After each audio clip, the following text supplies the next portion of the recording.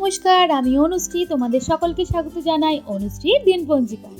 কি বলি বলো তো, অনেকটাই দেরি হয়ে গেল। কি আর করা যাবে, চলো দেখি ঘুরে আসি দশমীর সন্ধ্যেতে আমাদের গোলঘর পার্কে মেন প্যান্ডেলে। বলে রাখি, দশমীতে কিন্তু মায়ের বিসর্জন হয় না আমাদের এই প্যান্ডেলের।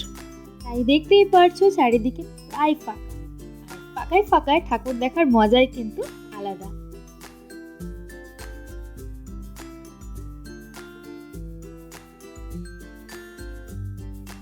আলোকসজ্জার খেলা চারিদিকে।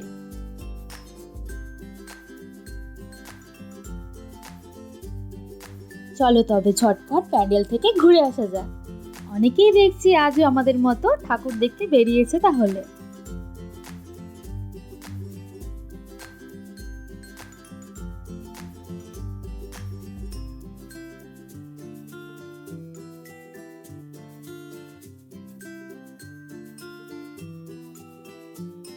বাড়িতে গিয়ে ঝটপট রেডি হয়ে মাকে আবার বরণ করতে যেতে হবে, তাই বড্ড তাড়া ছিল। সেটাই বলছিলাম আমি অভিকে।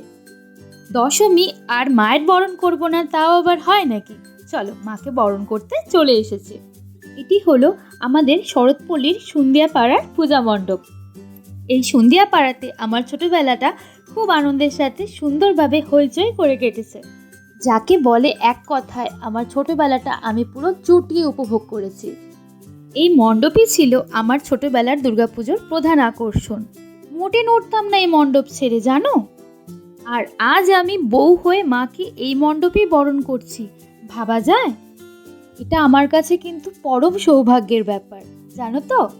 আজ প্রায় 20 বছর পর এই মণ্ডপে এমনভাবে আসা।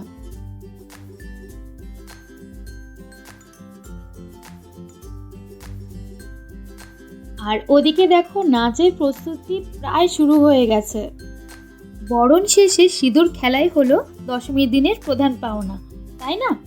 কত বছর পর সকলের সাথে আবার দেখা হয়ে গেল, কত স্মৃতি মনে পড়ে গেল। কিচ্ছু বদলায়নি, সব কিছুই একদম আগের মতো আছে। যাই হোক, শুভ বিজয়ের অনেক শুভেচ্ছা রইল সকলকে। সকলে খুব ভালো থেকো, টাটা।